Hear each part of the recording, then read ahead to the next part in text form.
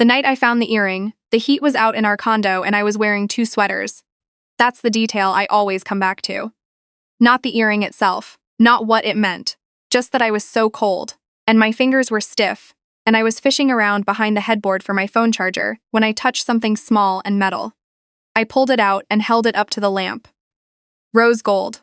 A tiny hammered hoop, the kind you'd find at one of those artisan markets on Granville Island. I turned it over in my fingers for a long time. It wasn't mine. I have clip-ons. I've had clip-ons since I was 7 years old, and my mother decided pierced ears were too much maintenance for a child. I never got around to changing that. 36 years old, and I still buy clip-on earrings. My husband knew that. Patrick knew that better than almost anyone. I set the earring on the nightstand. I walked to the kitchen. I poured myself a glass of water and drank it standing at the sink, looking out at the city lights on the other side of the Fraser River. Then I went back to bed and lay there staring at the ceiling until 5 in the morning, when Patrick's alarm went off and he rolled over and kissed my cheek like he always did and said, "Morning, Len." Short for Lenora, that's me. I said morning, back. I watched him get up and shower. I watched him button his shirt. He was cheerful. He made eggs. He asked me if I wanted toast, and when I said no, he said I should eat something. "Len, you never eat enough in the mornings." Then he grabbed his bag and his travel mug and walked out the door. I sat at the kitchen table for 45 minutes. Then I called in sick to work, which I had not done in 2.5 years, and I started looking. I want us about part because I think we are often told that looking through your partner's things makes you the villain of the story. I don't believe that anymore. I believed it then. I felt sick with myself, going through Patrick's jacket pockets, checking the gym bag under the closet bench, opening the side drawer of his desk he always said was just for work stuff. I felt like I was doing something shameful. What I found was more shameful than anything I could have done. The gym bag had a receipt folded up in the inside pocket, a hotel in Yaletown, 2 nights paid in cash. 3 weeks ago, when Patrick had told me he was at a conference in Whistler. I sat on the bathroom floor, and I did not cry. I think I was too cold and too hollow to cry. The kind of cold that comes from inside, not from the temperature. I thought about the last 8 months. I thought about how Patrick had started going to the gym on Wednesday evenings, which seemed fine, which seemed healthy, which I had been glad about, because he'd been stressed with work. I thought about how his phone had a new passcode that I didn't know. I thought about the weekend he came home with a bottle of very expensive wine and said he'd had a great week and poured us each a glass. And I'd been so happy that evening. I'd thought, things are good again. We're in a good place. I put the receipt in my coat pocket. I put the earring in my coat pocket. And then I went to work after all, because I didn't know what else to do with myself, and because I needed to think. His name is Patrick Alderman. We had been married for 4 years. We met at a work event. I'm a project coordinator for a mid-size construction firm. He's a commercial real estate agent, and he was funny and tall, and he remembered the name of my childhood dog after I mentioned it exactly once, which I took as a sign of character. We got engaged after 2 years. We bought the condo together. We had a joint account and 2 cats, and a standing reservation at a Thai place on Main Street that we went to every Friday. I had thought we were building something. I had thought we were the kind of people who built things carefully and together. I didn't confront him that night, or the next one. I know some people will wonder about that. Why didn't you say something right away? And the only honest answer is that I wasn't ready. When you've been with someone for 6 years, and you're about to blow the whole thing open, you want to be sure. You want to be certain. You want to have looked at every angle before you say the word that can't be unsaid. I called my best friend Tamsin on my lunch break and told her what I'd found. She was quiet for a moment, and then she said, "Do you want me to come over tonight?" And I said no, I needed a few more days. She said okay. She said she loved me. She said, "Whatever you decide, I've got you." That's Tamsin. She's been my best friend since university, since we were both broke and sharing a house in Kitsilano with 4 other people, and we bonded over hating the same guy in our sociology seminar. She's steadier than anyone I know. The week I spent sitting with what I knew was one of the hardest of my life. I went to work. I came home, I made dinner. I listened to Patrick talk about his listings and his clients and a difficult negotiation he was in the middle of. And I nodded, and asked questions and passed him the salt, and the whole time, there was this thing sitting in my chest like stone. On the Thursday night, 5 days after I'd found the earring, I went through his phone. I know, He'd left it on the counter while he was in the shower. His passcode was our anniversary date, just backwards. I'd guessed it on the second try, and I've thought about that a lot since. The fact that he changed the code but still made it about us. I'm not sure what that means. Maybe nothing. Her name was Brittany Foss. She was a mortgage broker who worked in his building. 29 years old. Her profile photo was her at a ski hill, goggles pushed up on her head, laughing at something off camera. The messages went back 8 months. The hotel in Yaletown was their third. There had been a cabin in Tofino in September. There had been a weekend in Montreal in November when Patrick told me he was visiting his university roommate. I put the phone back on the counter exactly as I'd found it. I went to bed. I lay there until he came out of the shower and got into bed beside me and said goodnight and fell asleep. I listened to him breathe. I thought about Montreal. I had been jealous, actually, when he went. I'd wanted to go to Montreal together. I'd always wanted to show him the neighborhood where my aunt used to live. He'd said his friend's place was too small for both of us. The next morning, I called my cousin Ian, who is a family lawyer. I did not tell Patrick. I did not leave any signs that I had called a lawyer. I wrote down everything I knew, dates, amounts, the hotel receipt, the cabin booking I'd found in the email that he was still logged into on our shared laptop, and I emailed it to Ian from my personal account that Patrick did not have access to. Then I bought a plane ticket. My mother lives in Halifax. I hadn't been home in over a year. I told Patrick I was going for a long weekend to see her, which was true. I told him my flight was Sunday morning, which was not. My flight was Saturday night because I needed the drive to the airport to happen before he could think too carefully about anything. He drove me to YVR. It was February, and it had been sleeting all day, and the roads were slow. Patrick was in a good mood. He'd just closed a big commercial deal, and he talked the whole drive about the commission and what we might do with it. He mentioned Greece. He mentioned maybe finally doing the kitchen renovation we'd been putting off. I sat in the passenger seat and looked at the sleet on the windshield and thought, he genuinely does not know that I know. He pulled up to departures. He kissed me goodbye. He said, "Give your mom my love," he said. "Text me when you land." I stood on the curb with my suitcase and watched his car pull back into traffic, and I thought, that might be the last ordinary goodbye we ever have. I went inside. I bought a very bad airport coffee. I sat down by my gate and I texted Tamsin, "I'm at the airport. I'm going to Halifax. When I come back, I'm telling him."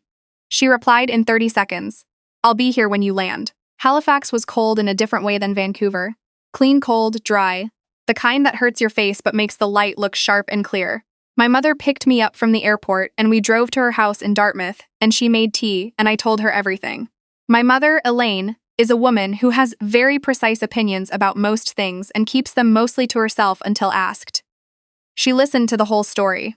She refilled both our cups. Then she said, "What do you want, Lenora?" "I want to not have been made a fool of," I said. "That already happened," she said. "What do you want from here?" I thought about it for a long time. I said, "I want to leave with my head up." She nodded. She said that sounded right to her. I spent 3 days in Halifax. I walked on the waterfront in the cold. I sat with my mother and watched the shows she likes. I called Ian twice, and by the time I was ready to fly home, I understood what the next steps were and what I had rights to under BC family law. The condo had appreciated significantly since we'd bought it. And because I had contributed 40% of the down payment from my own savings, Ian had some very useful things to say about what that meant. My flight home was on a Tuesday. I landed at YVR just after 9 in the evening. Patrick was not there to pick me up. I stood at arrivals and I texted him. I waited 15 minutes. I called. Voicemail. I texted again. I waited. The arrivals hall slowly emptied around me. Other people's families hugged them and left. I sat down on a bench by the exit doors and the cold came through every time the doors slid open, which was less and less frequently as time passed. At 10:30 I called Tamsin. "He didn't come," I said. "I'm coming," she said. "Give me 40 minutes." She drove all the way out to the airport in the rain, at 10:30 at night, to pick me up. That's the kind of person Tamsin is. On the drive back, she didn't press me to talk. She put on the radio, something low and easy. When we got to her place in East Van, she made tea and put a blanket on the couch and said, "You're staying here tonight," and it wasn't a question. I texted Patrick. Tamsin picked me up. "I'm at her place tonight." He replied an hour later, just a thumbs up. No apology, no explanation. That was day 1 of what I started, in my own head, calling the week I stopped pretending. On day 2, I called in sick to work again, and I met with Ian in person. He had printed out everything I'd sent him and organized it into a folder, and he walked me through it in that clear, careful way he has, where nothing sounds alarming, because he is treating it all as information rather than catastrophe. He told me about the division of property. He told me about financial disclosure requirements. He told me about the things I should not do before the conversation with Patrick. When are you planning to tell him? Ian asked. Soon, I said. I want one more piece of information first. Ian gave me a look. Lenora. I know, I said. I know. Soon. Here is the piece of information I wanted. I needed to know if Brittany knew about me. I needed to know if I was the secret or if I was just the wife, the permanent fixture he'd decided wasn't enough. I realize how strange that sounds, but it mattered to me. It still matters to me if I'm being honest about it. I found out, though not in the way I planned. On day 4, a woman called me. Her name was Cheryl, and she was Brittany's older sister. She'd apparently found my number through some mutual contact, someone in the industry who knew Patrick, who knew me, and she'd sat on it for a week before calling. Her voice was shaky and formal in the way that people's voices get when they are doing something they've made themselves do. She told me that her sister had come to her crying 2 weeks ago. She told me Brittany had thought Patrick was separated. She told me Brittany had specifically asked Patrick about his wife, and he had told her the marriage had been over for a year, that they were staying together for financial reasons, while they sorted things out. I sat in Tamsin's kitchen and I held the phone very still. I think my sister is in love with him, Cheryl said, and I think she's going to get hurt too. I thought you should know that she didn't. I don't think she understood what she was involved in. Thank you for calling me, I said. I meant it, even though my hands were shaking. After I hung up, I cried for the first time. Not in front of anyone. In Tamsin's bathroom with the tap running. Just a few minutes. I gave myself those few minutes, and then I washed my face and went back to the kitchen and told Tamsin what Cheryl had said. Tamsin was quiet for a moment. Then she said, very carefully, he lied to both of you. Yes, that's exactly what he did. Day 5, I went back to the condo. Patrick was at work. I had a key, obviously, it was still to my home, and I packed a proper bag, not the rushed 3-day Halifax bag, but a real bag. I took the things that mattered. My grandmother's brooch, the framed photo of me and my mother at my university graduation, my laptop, the folder of financial documents Ian had told me to secure, the cats. The cats are named Pemberton and Fig. They are both deeply opposed to being transported anywhere and spent the entire drive to Tamsin's complaining loudly from their carrier. It was oddly comforting. I left the earring on Patrick's pillow. I don't know why I did that instead of just keeping it or throwing it away. I think I wanted him to know that I had known for a while. I wanted there to be a moment of reckoning that I wasn't present for, that he had to sit with alone. Day 6, Ian filed the initial paperwork. I was at Tamsin's table, drinking my second coffee, when my phone rang. It was Patrick. I let it go to voicemail. Then I listened to the voicemail and he sounded confused. Not guilty, not apologetic, confused, like a person who has come home to find the furniture rearranged and cannot account for it. He said, Len, where are you? I came home and… I don't know, call me back. A pause. Where are the cats? I showed the voicemail to Ian. He said that was fine, I didn't have to call back. He would be in touch with Patrick's representation once Patrick retained someone. I texted Patrick. My lawyer will be in touch. Then I blocked his number on my cell, though I left email open because Ian said I needed to. Day 7. I was on Tamsin's couch, Pemberton on my feet, Fig pressed against my side, watching something on TV that I wasn't really watching, when Tamsin's phone rang. She looked at the screen and made a face. It's my neighbor Donna, she said. 1 sec. She stepped into the hall. She came back 2 minutes later with an expression I didn't understand. That wasn't Donna, she said. It was Patrick. He called on Donna's phone because you'd blocked him. He asked if I knew where you were. I looked at her. He said the house is empty and he doesn't know what's happening. She sat down across from me. I told him that you're safe and that your lawyer has everything he needs. Did he say anything? He said. She paused. He said he wanted to explain. I closed my eyes. There are moments when someone says something like that. I want to explain. And you realize the full scope of how they have misunderstood the situation. He had not grasped that the problem was not a misunderstanding. The problem was that he had made choices, deliberately, over 8 months, and had carried them all the way back into our bedroom and our kitchen, and our Friday night dinners and our plans for Greece. There was no explanation that moved any of that. What do you want me to tell him if he calls back? Tamsin asked. Nothing, I said. Tell him nothing. She nodded. I turned the TV back on. Pemberton shifted and put his head more firmly on my feet. Outside, the rain that had been going since February was still going, and for the first time in a long time, I didn't feel like I was standing in it. The following weeks were not easy. I want to be accurate about that. Going through a separation is like a second job that you didn't apply for. There were documents and disclosures and phone calls with Ian, and a very tedious process of untangling our joint finances, which Patrick made more complicated than it needed to be, before apparently consulting his own lawyer, and realizing he didn't have a strong position, given the documentation Ian had assembled. The condo sold 8 weeks later. Because of my down payment contribution and a few other factors Ian had identified, the split favored me, which, I won't pretend didn't feel like something. Not justice, exactly. Justice would be a very different word for some things that still cost me enormously, but it felt like being seen, by the process, if not by Patrick. Brittany Foss and Patrick did not stay together. I found this out through a friend of a friend, the kind of information that finds you in this city without your seeking it. I don't know what I feel about that. I don't think she deserved to be lied to. I think she was also a victim of his particular kind of dishonesty. What I know is this. Patrick had a very specific talent for making people feel seen until he needed something from them to feel better about himself. And then they became furniture. And furniture doesn't need to be told the truth. I moved into a one-bedroom in Mount Pleasant at the end of April.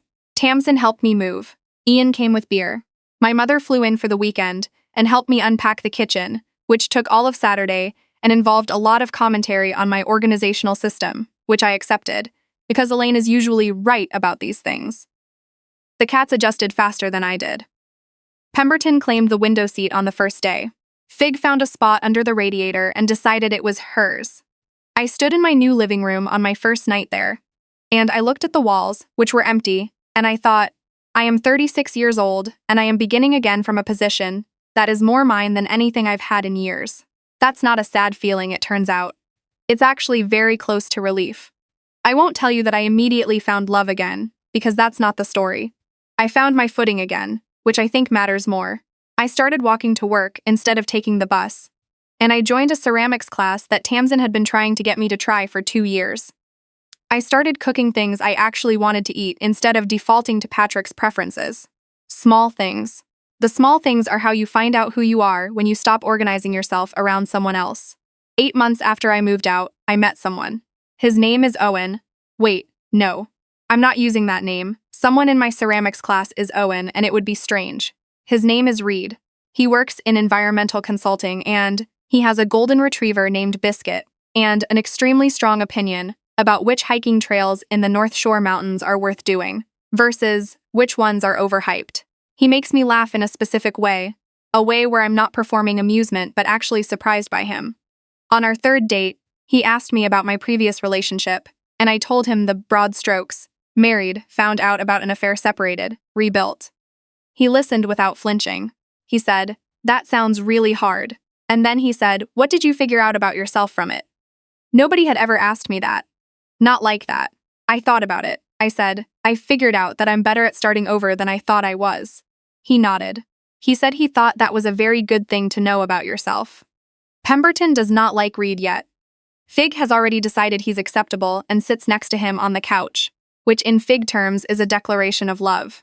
I am taking Pemberton's timeline seriously because he is a cat with discernment, and I respect his process. I am not in a hurry about anything.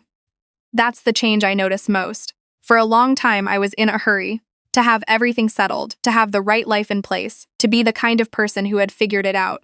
Now I'm less interested in the having figured it out part and more interested in the actual living of each week. Last month, Tamsin and I went to that Thai place on Main Street.